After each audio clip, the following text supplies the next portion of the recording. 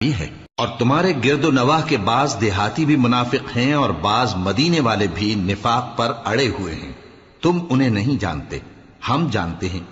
ہم ان کو دوہرا عذاب دیں گے، پھر وہ بڑے عذاب کی طرف لوٹائے جائیں گے۔ اور کچھ دوسرے لوگ ہیں کہ اپنے گناہوں کا صاف اقرار کرتے ہیں، انہوں نے اچھے اور برے اعمال کو ملا جلا دیا تھا، قریب ہے کہ اللہ ان پر مہربانی سے توجہ فرمائے، بے شک اللہ بخشنے والا ہے، مہربان ہے۔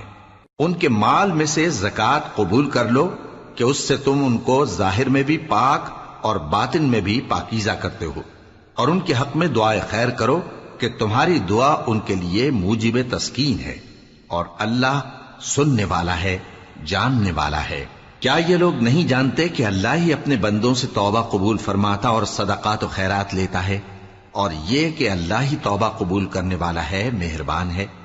اور ان سے کہہ دو